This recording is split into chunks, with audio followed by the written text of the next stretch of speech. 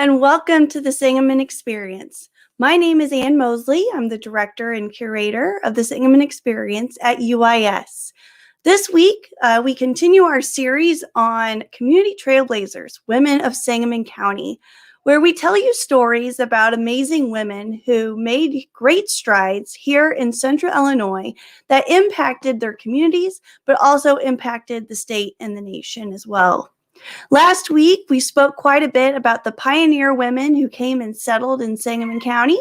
And today, I'm going to be talking to you about Elizabeth Brown Ide, as well as Eva Carroll Monroe, two women who were iconic in caring for the children of Sangamon County and the women who lived here.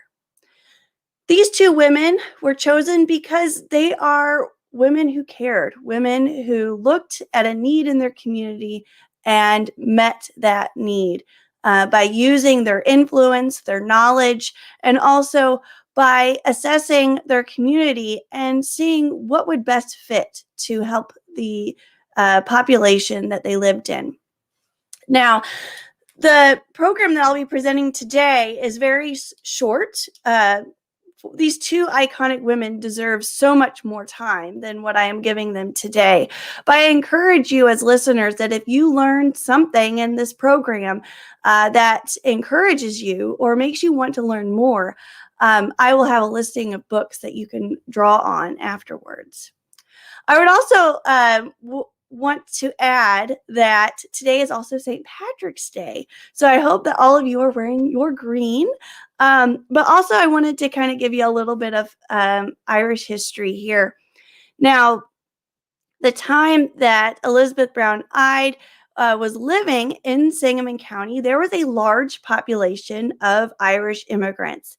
At the time that she was living here, Irish immigrants made up about 5% of the population here in Central Illinois, and most of them lived within the downtown, I want to say the north end of town. They ended up starting a lot of the breweries that were local here. They also ended up working within a lot of the coal mines that you will see throughout Sangamon County. And you'll be learning a lot more of that by tuning in to our Hometown Pride exhibit that opens up on Monday. So I bring those little facts to you because the population that these two women interacted with was a largely immigrant population of individuals who were living here in the Sangamon County region. So let's get started. Let's talk about these two iconic women and learn a little bit of their story and provide some encouragement for us today. Now, what I'll be showing you too is a few images of these women, what they looked like, but also the institutions that they helped start. So as you can tell in my intro every week, I have this lovely lady that takes up the first screen. This is Elizabeth Brown Ide.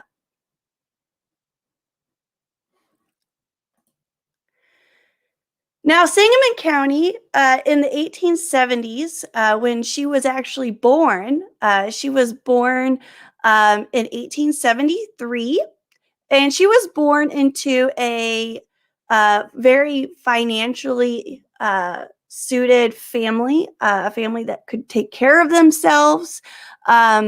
And she eventually married into money as well. So she could have lived a life of ease. She easily could have just taken on the role as housewife and caretaker for her husband and family, and take on one or two charitable contribution projects. But she decided to become a huge advocate during this time.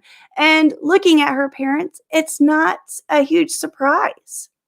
The reason why I'm showcasing this map of Sangamon County is to give you a better idea of what Sangamon County looked like in the time that Elizabeth was born.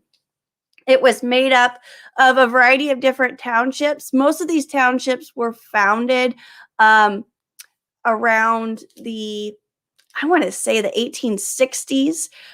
In doing some of the research for exhibits for the Sangamon Experience, both physical and digital, most of these townships ended up forming in the 1860s and 1870s.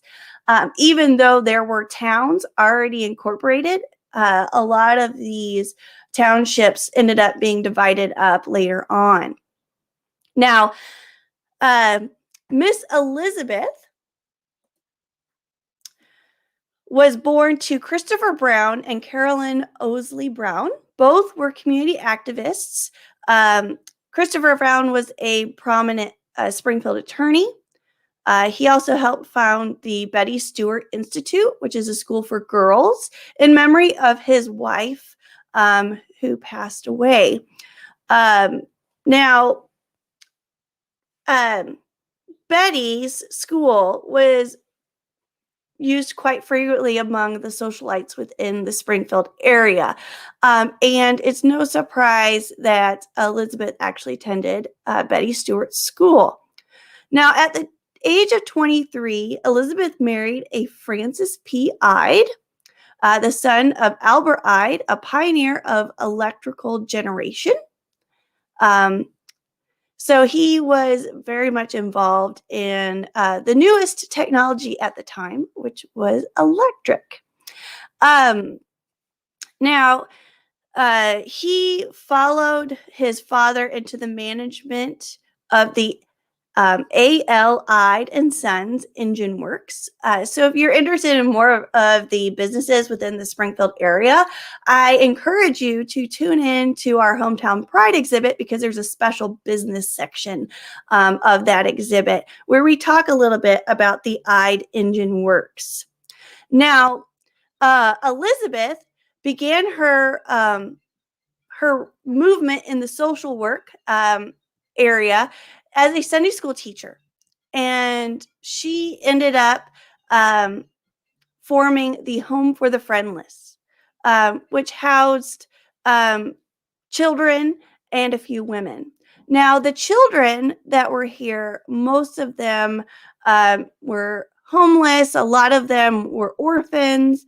And then the women who attended there ended up taking shelter because they were leaving either a bad marriage or could not financially sustain themselves. Now, she later became secretary of the home.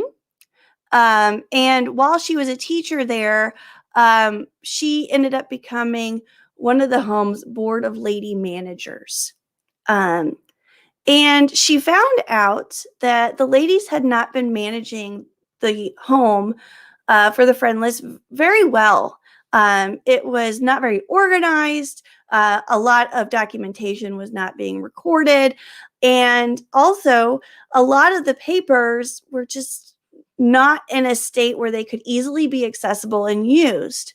And so she decided to take on the role of managing the home as her first priority, next to taking care of the children and the women who were living there. Now, many of the home's records have been destroyed by fires a few years back and there are no records that have been kept at all for the previous years that she was there. Now, what is worse is that even though there were some good intentions to keep records, where the ladies were living and the state that they were living in, but there was a lot of work that needed to be done, and Elizabeth saw this. Now, if you're interested to see what the Home for the Friendless looked like, here is an image of it. Now, the Home for the Friendless was actually located downtown, and it was located near 7th Street and South Grand.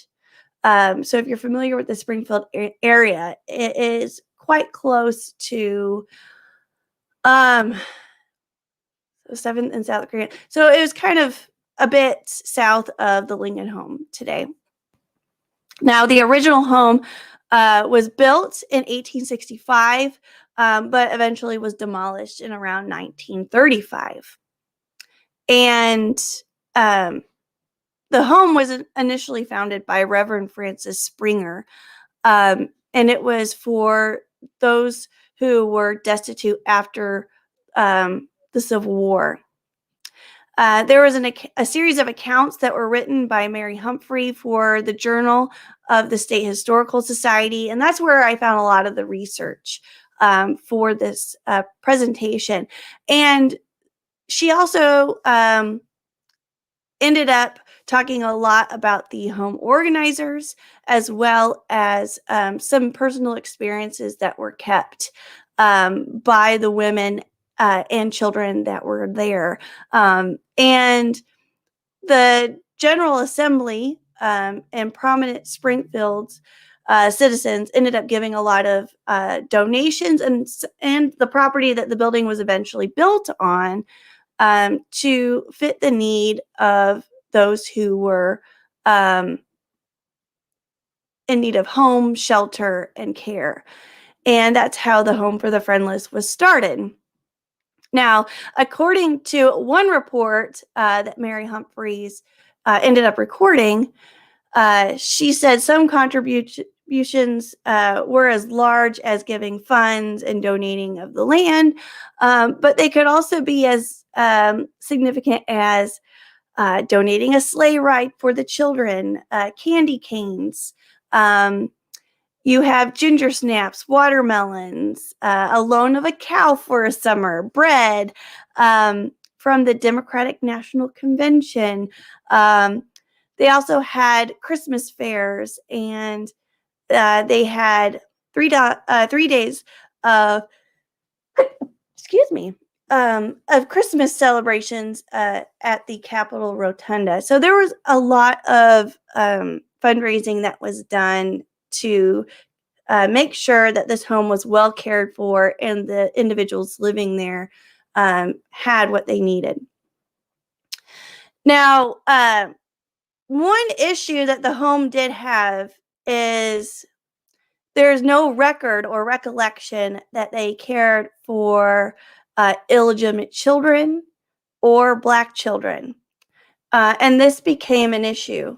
And as I studied more about the home, this was a need that was well known into the 20th century. And this is where our next prominent lady comes in. But before I get into Eva's story, I want to relay to you some of what Elizabeth recalls from her time working for the Home for the Friendless, because it's very important to take account of people's personal recollections of the time and the fact that they recorded them. And this is what I strongly encourage students and individuals who are interested in history, is to make sure that you're recording the reminiscences of other individuals, including yourself. Right now, we are living through a historic time, and it's very important to keep a record of it. But in a book called Rewarding Years Recalled, and they are the memoirs of Ida and her parents, which was published in 1973, she goes on to write about the Home for the Friendless. Quote, "The matron whom I first remember in charge was Mrs. Harper. While I suppose she did the best she knew, the home was far from attractive. There were all sorts of conditions of children. I remember an epileptic girl who would have fit now and then in Sunday school. There were feeble-minded children among others. The woman in charge of the nursery was a very motherly person in her feelings, but I judge from the high mortality among the babies was not skilled otherwise. And no one knew much at the time of sanitation. I remember Mr. Smithinis telling me years afterwards of 2 babies being brought in at the same time, and no record was made." The nurse, Miss Hall, knew them apart, but she died suddenly the next night, and the identity of the children was lost. As one of them died shortly, it was made a very great difference as to which one's bits of humanity that spent a few weeks or months there, and they were released from suffering. The country people helped out with provisions, and no one worried about a balanced diet. Children were given out from written recommendations, principally to farming people. She goes on to talk about her experience at helping with the Home for the Friendless, but she also talked about the difficulties that were felt there. The reason why she mentions the smell is because when you entered the home, the smell was very distinct, and was the first sign that steps need to be taken. Also, she came in with a knowledge of sanitation, and that's what she brought in. She cleaned up the home, she made it more organized, and she gave the staff that was already wanting to help and had the drive and the perseverance and the heart for this institution, and was able to make it a better place.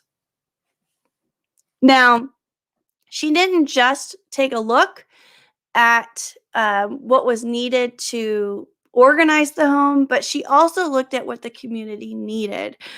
She looked at infant mortality rates. She looked at adoption. She looked at what churches were doing in the area. She also called in her friends from her social class to come in to donate. Reached out to farming communities to help bring in food supplies to help make sure that everyone was taken care of. Now, eventually, she would be interviewed by some Sangamon State individuals who kept an oral history of her account. Also, individuals who were at the Friend for the Homeless were interviewed to find out what their story was.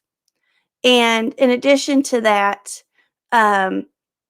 the children's guidance clinics that began in 1925 to evaluate children for emotional problems were developed here at the Friend for the Homeless. And eventually, the Friend for the Homeless ended up turning into the Springfield Mental Health Center, which is still around today. Now, I was an honorary chairman for the Visiting Nursing Agency, which was formed in 1915 here in the Springfield area. And she ended up later on stating that, quote, "It seemed to me that there is nothing that has shown such great improvement in my lifetime than as the care and understanding of children." I would eventually pass away in 1978, and her legacy still lives on through the care of children here in the Sangamon County area, and also in the formation of the Family Service Center of Sangamon County, which was formed in 1974. Even though the Friend for the Homeless, Friend for the Home for the Friendless is no longer in existence, the care for children within Sangamon County is still a priority and still being maintained by the Family Service Center of Sangamon County. Now, the care for women and children has been a focus from the time of the state's founding and was institutioned by caring individuals of Sangamon County. But there was a need that was missing. There was a need for the community to care for another group of the population that was not being focused on by this particular group. And that's where our next trailblazing woman comes in. Miss Eva Carroll Monroe. Now, I starred her here. This is Miss Eva Carroll Monroe. She's the second from the right, and the other three are her sisters. Originally, Eva was from Kankakee, and she was born in 1868. She was a very interesting person to read about. I was actually introduced to her by a good friend of mine who was on the show, Miss Catherine Harris. She had a program that she shared with me that was put together by the African American History Museum here in town about her life, but also about the colored home here in the Sangamon County area. Now, when she was born in Kankakee in 1968, she was one of four daughters, and she became the caretaker of her younger siblings at the age of 12 when her mother passed away. While her early years were spent in Kankakee, it was when she moved to Springfield that her legacy began. She came here in around 1898, where she opened the very first Black orphanage in the county. And she later on would care for Black children and eventually elderly Black people for the next 35 years of her life. Now, in telling her story, there's a lot that goes into it, because early on in her career, she actually didn't just come to Springfield and start the home. She ended up working at the Prince Sanitarium, which was a private surgical facility on 7th Street and Capitol Avenue. And if you look in the public library here in town, you will be able to find an application for historic designation on file. And in that file, you will find the history told about the Prince Sanitarium. And what's interesting is on Sangamon Link, they actually have an article for it. And there are a number of pictures of what the rooms looked like, some of the nurses and doctors that worked there, and also has an application marker for Miss Monroe. Now, it was her goal early on to start a home for children.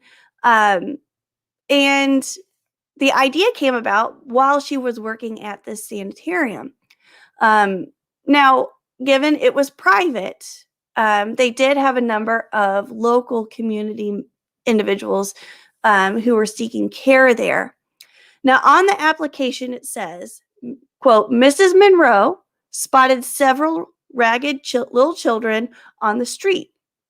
She took them into her own meager lodgings and determined to establish a safe haven for children, such as they were not welcome at the Home for the Friendless, which I talked about earlier, which was a whites-only orphanage in existence at the time. Now, as I stated earlier in the program, there was no evidence of the Home for the Friendless having any Black children or illegitimate children. And so this was an issue for the Sangamon County population, was the fact that a portion of its citizens were not receiving proper care. And Eva Monroe, she ended up noticing this and decided that she was going to create a home for them so they could be cared for. Now, eventually she became a Sangamon County probation officer, and her sister Olive, who also went by Ollie, was able to raise $125, and that was enough to put down a down payment for an old home at 427 South 12th Street.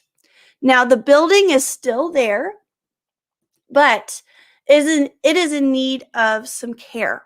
And I've been very happy to see that the Illinois Times and the State Journal Register has actually, they have written a few articles about the history of the home and why it needs to be cared for. Another great article that was actually written for Illinois News Now, and it was by Sean Karen. And if you're interested in that, please message me. I'd be more than happy to share it. And they discussed the state of the home.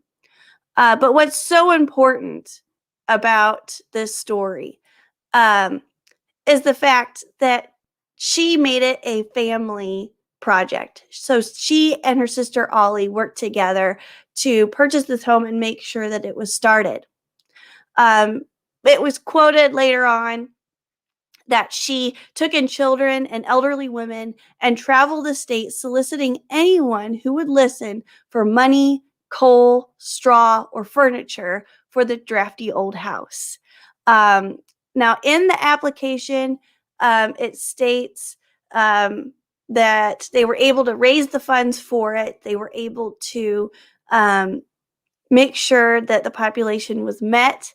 And it's just so amazing to see the work that she was able to put in and the dedication she had to find a location and a place for people to be cared for, especially these children. It was so heartwarming to hear interviews of individuals who were at the colored home and the help that they received from this kind woman.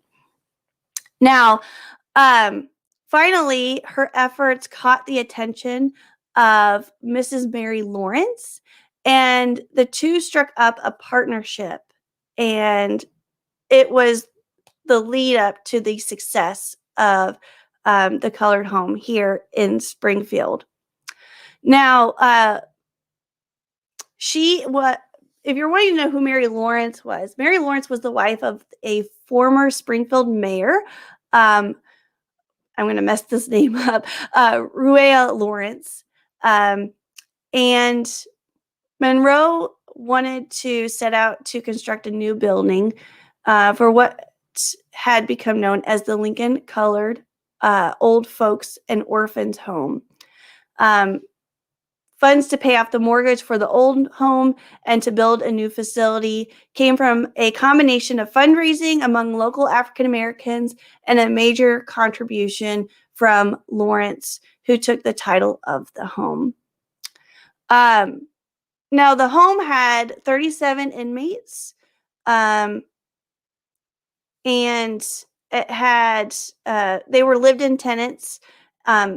And while construction was underway, Lawrence used her influence to have a water system installed, and there was a history of the home compiled by Carmelita Banks in 1989 that included the interviews that I spoke about earlier. And it's a very interesting research.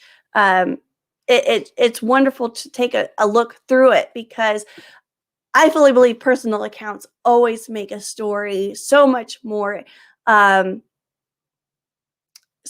meaningful because you can see the lives that were affected, and you can hear it, and it's an amazing project. I encourage you to look into it. Now, within the research, they have a number of the copies of the applications. And if you go to the Sangamon Valley collection at the Lincoln Library downtown, you can actually see a copy of Banks's paper on the history of the home. Now, why did I bring these two women up? Why did I combine them together? Obviously, both of these women deserve their own program.